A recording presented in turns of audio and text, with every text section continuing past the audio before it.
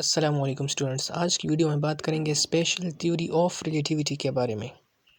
1905 میں ہمارے پیارے البرٹ آئنسٹائن نے ایک پیپر پبلش کیا جس کا نام تھا on the electrodynamics of moving bodies.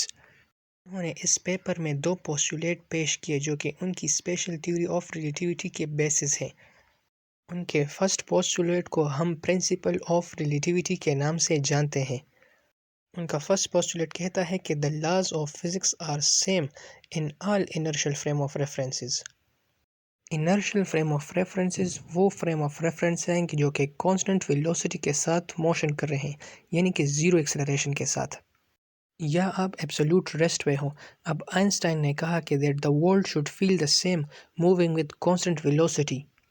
اس کو سمپلیفائی کر کے بتاتا ہوں۔ اس کا مطلب ہے کہ اگر آپ اپنے کمرے میں ریسٹ پر ہیں، یا کسی ٹرین میں سفر کر رہے ہیں، یا اپنی گاڑی میں موشن میں ہیں، یا کسی شپ کے اندر سمندر میں تیر رہے ہیں، یا دور گلیکسی کے ایک سٹار میں ہیں، in any case the laws of physics are same جب تک کہ آپ ایک کانسٹنٹ ویلوسٹی کے ساتھ موشن کر رہے ہیں، یعنی زیرو ایکسلریشن کے ساتھ۔ you will not feel any change in the laws of physics۔ Second one is the principle of constancy of speed of light۔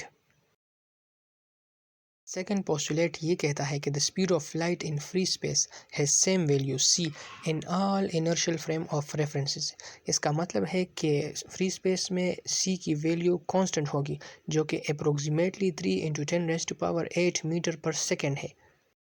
اب اسپیشل ریلیٹیوٹی کے کچھ امپورٹنٹ کانسیکوینسز ہم بعد میں بھی دیکھیں گے، لیکن اس نے ہمارے آلریڈی ایگزسٹنگ کانسیپٹس کو چیلنج کیا۔ ان میں سے کچھ ابھی پڑھتے ہیں۔ اب کلاسیکل فزکس جو کہ نیوٹنین اور گلیلین فزکس پر مشتمل ہے، اس میں ہم اسپیس اینڈ ٹائم کو ایبسولوٹ لیتے ہیں، لیکن آئنسٹائن نے کہا کہ نہیں، space and time are relative, the only thing that is constant in the universe is speed of light, جو کہ الیکٹرک اینڈ میگنیٹک فیلڈ کے اوسیلیشن سے پروڈیوس ہوتے ہیں، اور اس کی اسپیڈ جو کہ فکس ہے، جو کہ 3×10⁸ میٹر پر سیکنڈ ہے۔ اب اگر ایک آبجیکٹ اسپیڈ آف لائٹ کی رفتار سے جانے کی کوشش کرے گا تو اس وقت کیا ہوگا؟ جی ہم پریکٹیکلی شاید کبھی بھی نہ جان سکے، کیونکہ ایسی کنڈیشن میں ہمارے آبجیکٹ کا لینتھ زیرو ہو جائے گا۔